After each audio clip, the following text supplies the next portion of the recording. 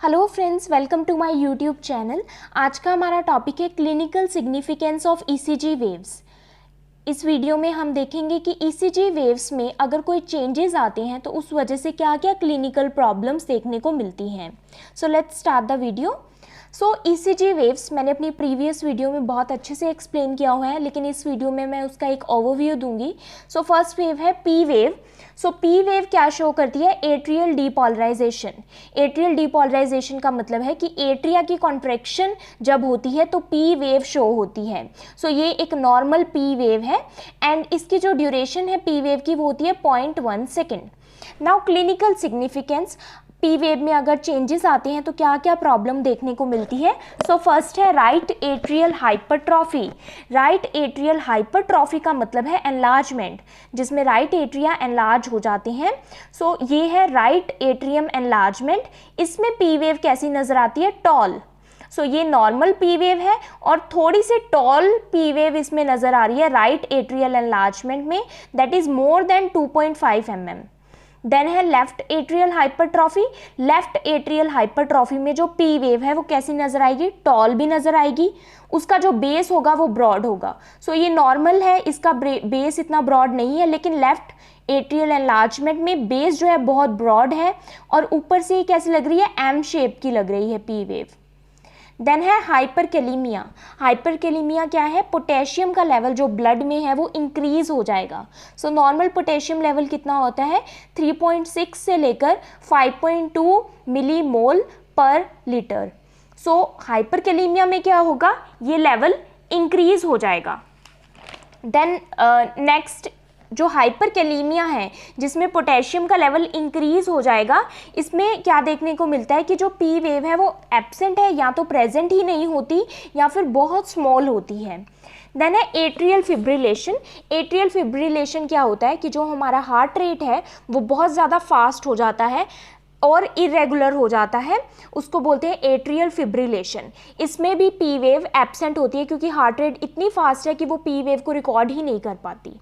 Then है sinoatrial block. Sinoatrial block क्या है? जो हमारा एसए नोड प्रेजेंट होता है राइट एट्रिया में वो ब्लॉक हो जाता है, जिसकी वजह से जो कंडक्शन है, जो इलेक्ट्रिकल इम्पल्सेस हैं वो एट्रिया में नहीं पहुंच पाती, या फिर एट्रिया में जो कंडक्शन है, इलेक्ट्रिकल करंट है वो बहुत डिले हो जाता है, जिसकी वजह से एट्रिया कॉन्ट्रैक्ट नहीं हो पाते। This is called sinoatrial block.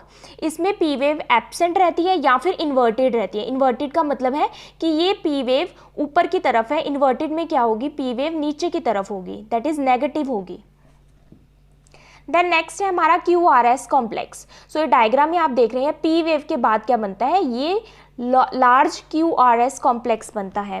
QRS complex किसको शो करता है? वेंट्रिकुलर डीपोलराइजेशन को और एट्रियल रीपोलराइजेशन को। सो एट्रिया के कॉन्ट्रैक्ट होने के बाद एट्रियल रीपोलराइजेशन मतलब एट्रिया रिलैक्स होते हैं, जो कि QRS कॉम्प्लेक्स में मर्ज हो जाता है। वहीं इसकी अलग से वेव नहीं बनती, QRS कॉम्प्लेक्स ही इसको शो करता है।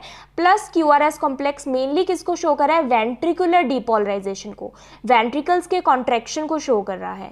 इसकी जो ड्यूरेशन है वो 0.08 से लेके 0.10 सेकेंड्स होती है। नाउ क्लिनिकल सिग्निफिकेंस इसका क्या है? अगर QRS कॉम्प्लेक्स में कोई चेंज आता है तो क्या प्रॉब्लम देखने को मिलती है? That is bundle branch block. Triple B bundle branch block क्या है? हमारे जो हार्ट है उसके कंडक्टिंग सिस्टम में बंडल ऑफ हिस प्रेजेंट होता है। ये बंडल क्या है? इलेक्ट्रिकल इम्पल्सेस को स्प्रेड करवाता है, किस पर? वेंट्रिकल्स पर। सो ये बंडल ब्रांच ब्लॉक, जब उन बंडल्स में ब्लॉकेज हो जाएगी तो जो इलेक्ट्रिकल इम्पल्सेस है वो वेंट्रिकल्स में स्प्रेड नहीं हो पाएंगे। सपोज ये मैं आपको बनाकर दिखाती हूँ। सो सपोज ये हमारा डायग्राम है हार्ट का, ये इसके 4 चैम्बर्स हैं।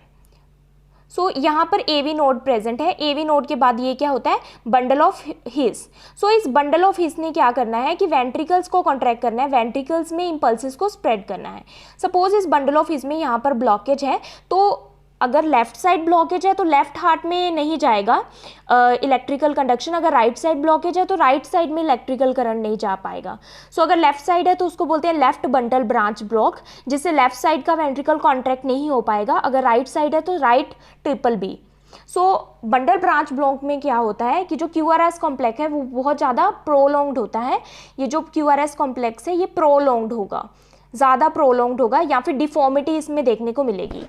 देन है हाइपरकैलेमिया, पोटेशियम का लेवल इंक्रीज होगा तो भी इसमें प्रोलोंगेशन देखने को मिलेगी क्यूआरएस कॉम्प्लेक्स में। नेक्स्ट है हमारा T wave. So T wave, P wave के बाद आता है क्यूआरएस कॉम्प्लेक्स, देन आती है टी वेव। सो ये डायग्राम में आप देख रहे हैं T wave. So T wave क्या शो करता है, वेंट्रिकुलर रिपोलराइजेशन, वेंट्रिकल्स के रिलैक्सेशन को शो करता है। इसकी ड्यूरेशन होती है 0.2 सेकेंड।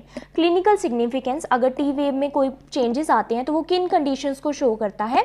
सो फर्स्ट है एक्यूट मायोकार्डियल इस्कीमिया। सो एक्यूट मायोकार्डियल इस्कीमिया का मतलब है कि जो मायोकार्डियल वॉल है, लेयर है हार्ट की, मसल लेयर, उसको इस्कीमिया मतलब उसमें ब्लड सप्लाई प्रॉपरली नहीं जा रही। इस केस में हमें टॉल और ब्रॉड बेस टी वेव देखने को मिलेगी। सो इस डायग्राम में हमें एक टॉल और ब्रॉड बेस टी वेव देखने को मिल रही है, ये एक्यूट मायोकार्डियल इस्कीमिया में देखने को मिलती है। देन ओल्ड एज में हाइपरवेंटिलेशन, हाइपरवेंटिलेशन ऑक्सीजन की कमी हो रही है एंड फास्ट ब्रीदिंग हो रही है, that is hyperventilation. Carbon dioxide तो छोड़ रहे हैं ज़्यादा लेकिन ऑक्सीजन प्रॉपरली नहीं मिल पा रही ब्रीदिंग के थ्रू, उसको बोलते हैं हाइपरवेंटिलेशन। देन एंजाइटी में मायोकार्डियल इन्फाक्शन, एमआई में left ventricular hypertrophy, left ventricle enlarge हो गया है, या फिर पेरिकार्डाइटिस, पेरिकार्डियम जो लेयर है हार्ट की उसमें इन्फेक्शन है, उन केसेस में जो टी वेव है वो स्मॉल नज़र आएगी, फ्लैट और मोस्ट इंपॉर्टेंट इन्वर्टेड होगी।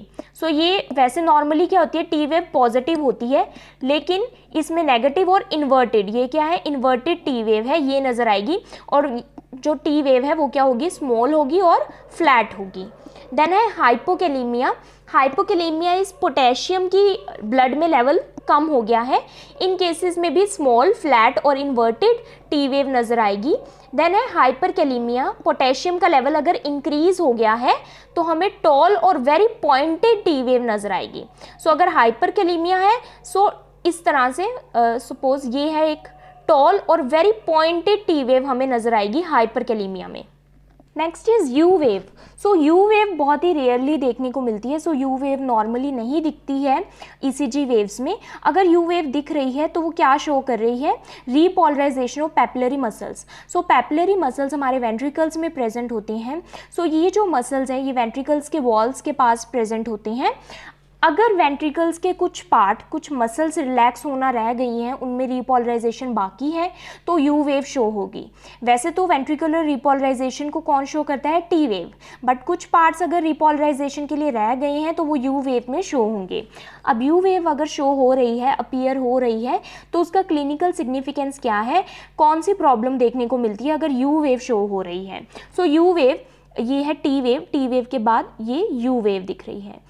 सो यहाँ पर भी ये यू वेव दिख रही है। सो ये यू वेव किसको शो कर रही है, हाइपरकैल्सीमिया को। हाइपरकैल्सीमिया क्या है, कैल्शियम का लेवल ब्लड में इंक्रीज हो गया है।